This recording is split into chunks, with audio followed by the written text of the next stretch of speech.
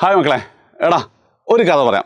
ഞാൻ 10ാം ക്ലാസ് പഠിക്കുന്ന സമയത്ത് മാത്സിൽ ഭയങ്കര വീക്കായിരുന്നു. ബാക്കി സബ്ജക്റ്റിലൊക്കെ വീക്ക് തന്നെ, മാത്സിൽ പക്ഷെ ഭയങ്കര വീക്കായിരുന്നു. മാത്സ് പരീക്ഷയിൽ എൻ്റെ സ്കൂളിൽ നിന്ന് തോൽക്കാൻ സാധ്യതയുള്ള 5 കുട്ടികളുള്ള ഒരാളായിരുന്നു ഞാൻ. ആൻഡ് ഒരു രക്ഷയില്ല. ചോദ്യങ്ങളൊക്കെ ചെയ്യാൻ നോക്കും, പലതും മനസ്സിലാവില്ല, സ്റ്റെപ്പ് മനസ്സിലാവില്ല, ചിലപ്പോൾ ബേസ് ഉണ്ടാവില്ല, ആകെ മൊത്തം പ്രശ്നം തന്നെ. അപ്പം അവസാനം എന്താണ്, പരീക്ഷയുടെ അടുപ്പിച്ചുള്ള സ്റ്റഡി ലീവിൽ എൻ്റെ ഫ്രണ്ട് അവൻ്റെ പേര് ബിനു എന്നായിരുന്നു കേട്ടോ, ഒരു ദൈവദൂതനെ പോലെ വന്നിട്ട്, എടാ അജാസെ ഞാൻ കുറച്ച് ക്വസ്റ്റ്യൻസ് പറഞ്ഞുതരാം, അത് മാത്രം നീ ഒന്ന് പഠിച്ചിട്ട് പോകുമെന്ന് ചോദിച്ചു. അവൻ പറഞ്ഞതല്ലേ പഠിക്കാമെന്ന് എഴുതി. ആൻഡ് എനിക്കെന്താണ്, ഞാൻ മാത്സ് പാസ്സായിട്ടുണ്ടായിരുന്നു. ആൻഡ് ഇതേ അവസ്ഥയിൽ ഉറപ്പായിട്ട് എന്തുണ്ട്, കേരളത്തിലെ ഒത്തിരി കുട്ടികളുണ്ട്, എസ്പെഷ്യലി മാത്സ് എക്സാമിന് ഇനി ആകെ 2 ദിവസങ്ങളുണ്ടേ ഉള്ളൂ. അതായത് ബേസ് കാര്യമായിട്ടില്ല, മാത്സ് കാര്യമായിട്ടൊന്നും പഠിച്ചിട്ടില്ല, ജയിക്കുമെന്ന് പോലും പേടിച്ചിരിക്കുകയാണ്. ആൻഡ് അവർക്കും ആഗ്രഹമുണ്ട് ഒരു B+ ഒക്കെ കിട്ടാൻ വേണ്ടിയിട്ട്.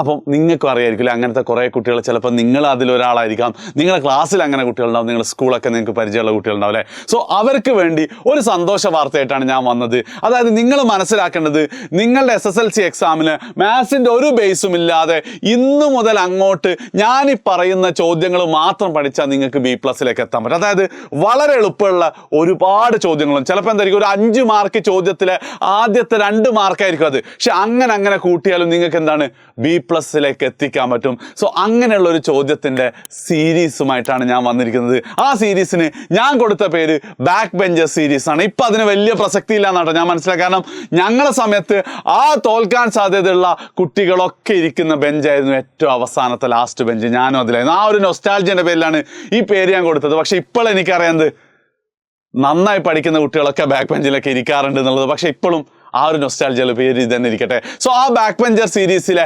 ആദ്യത്തെ 4 ചോദ്യങ്ങളാണ് ഇവിടെ ഞാൻ പറയുന്നത്. ഈ സീരീസിന് മറ്റൊരു പ്രത്യേകത, ചുമ്മാ ചോദ്യം പറഞ്ഞാൽ പോകല്ല, ഒരു ചോദ്യം ഞാൻ പറഞ്ഞു തരും, നിങ്ങൾക്ക് വേണ്ടി ഒരു ചോദ്യം ചെയ്യാൻ തരും, നിങ്ങളത് ഇപ്പം തന്നെ വീഡിയോ പോസ് ചെയ്ത് ചെയ്യുക, ആൻസറും ഞാൻ പറഞ്ഞുതരും. അങ്ങനെ ഈ 4 ചോദ്യങ്ങൾ കഴിയുമ്പോഴത്തേക്കും നിങ്ങൾ 4 ചോദ്യവും പഠിച്ചു കഴിഞ്ഞിരിക്കണം. ഇനി ഇൻകേസ് നിങ്ങളൊക്കെ പഠിച്ചു കഴിഞ്ഞാൽ ഇനി ഞാൻ പറഞ്ഞ കാറ്റഗറിയിലെ കുട്ടികൾ അല്ലെങ്കിൽ ഈ ചോദ്യങ്ങൾ എന്തായാലും പരീക്ഷയ്ക്ക് വരും, നിങ്ങൾക്ക് ജസ്റ്റ് ഒന്ന് ബ്രഷ് അപ്പ് ചെയ്ത് പോകുന്നതിന് കുഴപ്പമൊന്നുമില്ല. ഓക്കെ അല്ലേ? അപ്പം നമുക്ക് എന്ത് ചെയ്യാം, ആദ്യത്തെ സെറ്റ് ഫസ്റ്റ് 4 ക്വസ്റ്റ്യൻസിലേക്ക് തുടങ്ങാം. ആദ്യമായിട്ട് നിങ്ങൾക്ക് വരാൻ പോകുന്നത് ഉറപ്പായിട്ടും 1ാമത്തെ ചോദ്യമായിട്ട് നിങ്ങളെ പരീക്ഷയിലുണ്ടാവും. ഒരു അരിത്തമെറ്റിക് സീക്വൻസ് സമാന്തര ശ്രേണി തന്നിട്ട് അതിൻ്റെ പൊതുവ്യത്യാസം, കോമൺ ഡിഫറൻസ് കാണാൻ ചോദിക്കും. കണ്ടോ, 4, 10, 16 എന്ന് പറഞ്ഞിട്ടാണ്. അപ്പോൾ എന്താ കോമൺ ഡിഫറൻസ്? ഏതൊരു ശ്രേണിയിലെയും അടുത്ത 2ാമത്തെ പദത്തിൽ നിന്നും 1ാമത്തെ പദം കുറച്ചാലോ 3ാമത്തെ പദത്തിൽ നിന്നും 2ാമത്തെ പദം കുറച്ചാൽ നമുക്ക് എന്ത് കിട്ടും? കോമൺ ഡിഫറൻസ്, പൊതുവ്യത്യാസം കിട്ടും. സോ എന്താ ആൻസർ വരിക? 10 കുറക്കണം 4. Answer is 6. ഉറപ്പായിട്ടും നിങ്ങൾ പഠിച്ചു വെച്ചോ. ആദ്യത്തെ 2 മാർക്കാണ് നിങ്ങളിത്. ആദ്യത്തെ 2 മാർക്കാണ് നിങ്ങൾ പരീക്ഷാ പേപ്പർ ആദ്യത്തെ ചോദ്യം ഇതായിരിക്കും. ഒരു ചോദ്യം നമുക്ക് ചെയ്ത് നോക്കിയാലോ? നിങ്ങൾക്ക് വേണ്ടിയുള്ള ചോദ്യം ഇതാണ്. വീഡിയോ പോസ് ചെയ്യുക, ചെയ്ത് നോക്കുക, ആൻസർ കമൻറ്റ് ചെയ്തോ. ശരി ഉത്തരം ഞാനിവിടെ കാണിച്ചു തരാം. ഇതാണ് ശരി ഉത്തരമാവാൻ പോകുന്നത്. 10 നമ്മളുടെ ആൻസർ വരിക. എത്ര ആൾക്കാർക്ക് കിട്ടി ഒന്ന് നിങ്ങൾ കമൻറ്റ് ചെയ്തട്ടോ. ഒരു ചോദ്യം കഴിഞ്ഞു. ഇങ്ങനെയാണ് നമ്മൾ എന്ത് ചെയ്യാൻ പോകുന്നത്? 40 മാർക്കിൻ്റെ ചോദ്യങ്ങൾ. അതിലൊരു കാര്യം കൂടെ ഞാൻ പറയാണ്, അതിലെന്തുണ്ട്, ഒരു 15ഓളം മാർക്ക്, 12 മുതൽ 18 മാർക്ക് വരെ സാധാരണ വരക്കാനുള്ള ചോദ്യങ്ങൾ വരാനുണ്ട്. ആ വരക്കാനുള്ള ചോദ്യങ്ങൾ ഒരു സ്പെഷ്യൽ സീരീസ് ആയിട്ടാണ് ഞാൻ ചെയ്തിട്ടുള്ളത്. ഓൾറെഡി ചെയ്ത് കഴിഞ്ഞിട്ടുണ്ട്. അതെന്ത് ചെയ്യാം, ഞാനിതാ കമൻറ്റിൽ നിങ്ങൾക്ക് പിൻ ചെയ്ത് വെച്ചിട്ടുണ്ട്. ഉറപ്പായിട്ട് ഈ സീരീസ് കഴിഞ്ഞിട്ട് ആ ചോദ്യങ്ങളും കൂടെ കഴിയുമ്പോഴത്തേക്ക് നിങ്ങൾ 20 മാർക്കിൻ്റെ മുകളിൽ സ്കോർ ചെയ്ത് കഴിഞ്ഞു പരീക്ഷയ്ക്ക്. അപ്പം അതൊരു സീരീസാണ്, പ്രത്യേകം ശ്രദ്ധിക്കുക. അത് ഈ ബാക്ക് ബെഞ്ച് സീരീസ് ഞാൻ ഉൾക്കൊള്ളിക്കൂല, ഓൾറെഡി ചെയ്തു വെച്ചതാണ്. വരക്കാനുള്ള മുഴുവൻ ചോദ്യങ്ങളും എന്തായാലും എന്ത് ചെയ്യണം, നിങ്ങളത് കണ്ടിരിക്കണം. ഇതിന് ശേഷം ഞാൻ കമൻറ്റിൽ പിൻ ചെയ്യാൻ പറയാം. Okay, right. നെക്സ്റ്റ് 2ാമത്തെ ചോദ്യം. 2ാമത്തെ ചോദ്യം എന്ന് വെച്ചാൽ ഒരു സമാന്തര ശ്രേണിയുടെ ബീജഗണിത രൂപം എന്താണ്, ആൾജിബ്രിക് ഫോം തന്നിട്ട് അതിൽ നിന്ന് നമ്മളോട് എന്തൊക്കെ ചോദിക്കും? കോമൺ ഡിഫറൻസ് ചോദിക്കും, അതേപോലെ തന്നെ ഫസ്റ്റ് ടേം ചോദിക്കും, ആദ്യ പദം ചോദിക്കും, 3ാമതായിട്ട് ആ സീക്വൻസ് എഴുതാനും ചോദിക്കാം. ഉറപ്പായിട്ടും വരുന്ന ചോദ്യം. അതായത് ഇതാണ് ബീജഗണിത രൂപം. എടാ, ഈ ബീജഗണിത രൂപം തന്നെ അതിൻ്റെ കോമൺ ഡിഫറൻസ് കാണാൻ ഭയങ്കര സിമ്പിളാണ്. എന്താണോ, ഇവിടെ ഒരു n ഉണ്ടാവും. ബീജഗണിത രൂപത്തിൽ എന്തായാലും n ഉണ്ടാവും. ആ n-ന്റെ തൊട്ട് n-നോട് ചേർന്ന് നിൽക്കുന്ന n-ന്റെ ഗുണകം അല്ലെങ്കിൽ കോഎഫിഷ്യൻ്റ് ആണെന്ന് നമ്മൾ പറയാം. അതെന്താണോ അതാണ് കോമൺ ഡിഫറൻസ്. അപ്പോൾ എന്താ ഇവിടെ കോമൺ ഡിഫറൻസ് വരുന്നത്?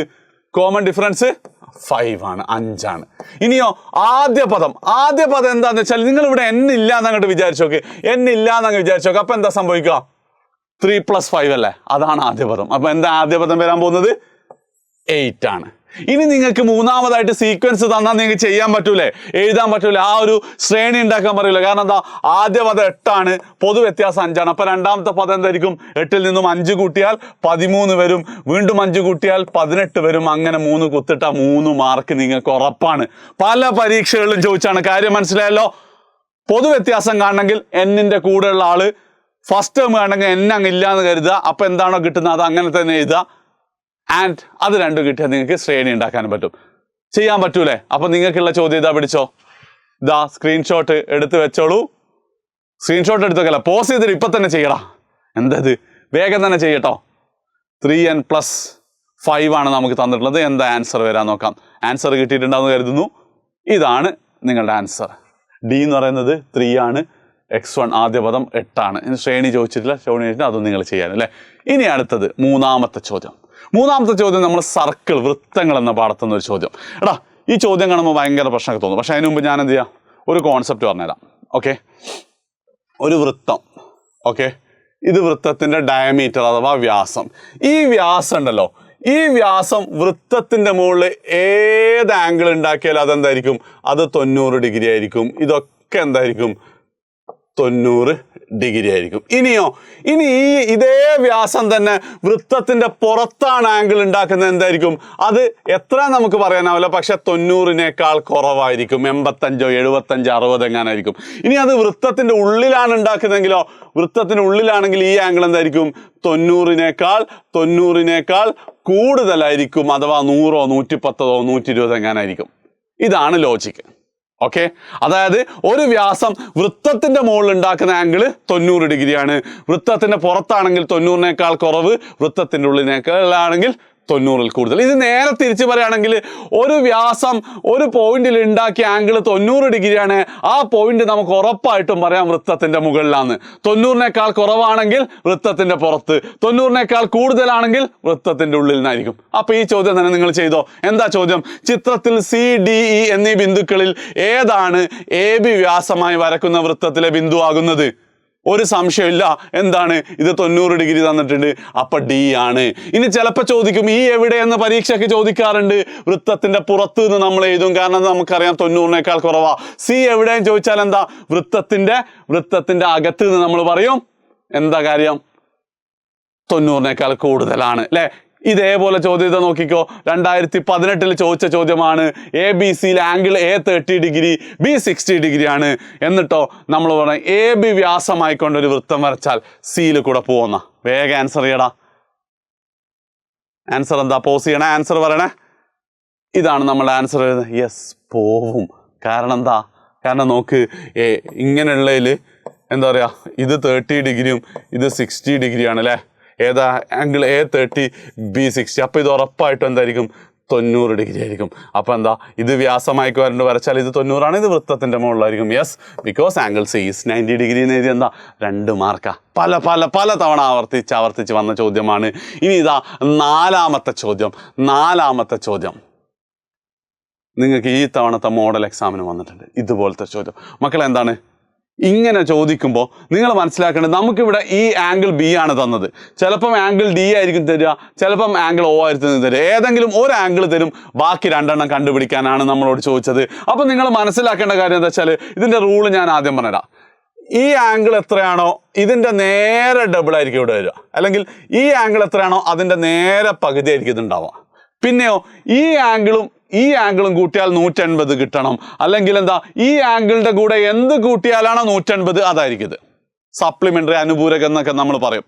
ഇതാണ് ലോജിക്ക്. അതായത് ഇതിന്റെ നേരെ ഡബിൾ ആണിത്, ഇതിന്റെ കൂടെ എന്ത് കൂട്ടിയാലാണോ 180 കിട്ടുക അതായിരിക്കും ഇത് വരിക. ഓക്കെ, അല്ലെങ്കിൽ ഇതും കൂട്ടിയാൽ 180, 180 ഡിഗ്രി കിട്ടും. അപ്പൊ നമുക്ക് ചെയ്യാൻ പറ്റുമല്ലോ. വേഗം ചെയ്തോ. എങ്ങനെയാ? നമുക്ക് ഇത് 110 ഡിഗ്രിയാണ് തന്നത്.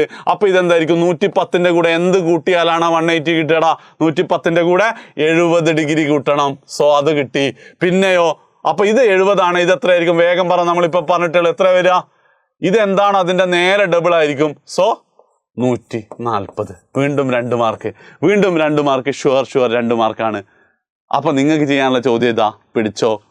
ഇത് 60 ഡിഗ്രിയാണെന്നാണ് തന്നത്, ഇതുമാണ് നിങ്ങളോട് ചോദിച്ചത്. വേഗം ചെയ്. എന്താ ആൻസർ വരിക? ആൻസർ വരിക എന്താ? ഇതിലെ ഇത് 60 ആണ്, ഇതിന്റെ നേരെ ഡബിൾ ആയിരിക്കും 120 വരിക. ആൻഡ് ഈ 60ന്റെ കൂടെ എന്ത് കൂട്ടിയാലാ 180 കിട്ടുക? 120 കൂട്ടിയാൽ തന്നെയാണ്. അപ്പം എന്താ, 2 ആൻസറും 120 ആണ്. ഇനി ഒരൊറ്റ കാര്യം നിങ്ങൾ കമൻറ്റ് ചെയ്യുക, നിങ്ങൾക്ക് 4 ചോദ്യങ്ങളും മനസ്സിലായി, 4 ഉത്തരങ്ങളും നിങ്ങൾ കിട്ടിയിട്ടുണ്ടെങ്കിൽ ഇപ്പം തന്നെ എന്ത് ചെയ്യുക, സാറേ ഒരു കോൺഫിഡൻ്റ് ആയിട്ടുണ്ട് എന്നുള്ളൊരു കമൻറ്റ് ചെയ്യുക. എന്ന് മാത്രമല്ല, നിങ്ങളുടെ ക്ലാസ്സിലെ എല്ലാ കുട്ടികൾക്കും ഇതൊന്ന് ഷെയറും ചെയ്ത് കൊടുക്കുക. ക്ലാസ്സിലെ എല്ലാ കുട്ടികൾക്കും ഇതൊന്ന് ഷെയറും ചെയ്ത് കൊടുക്കുക. അപ്പം എന്താ, അടുത്ത സെറ്റായിട്ട് ഉടനെ തന്നെ ഞാൻ വരും. ശരി.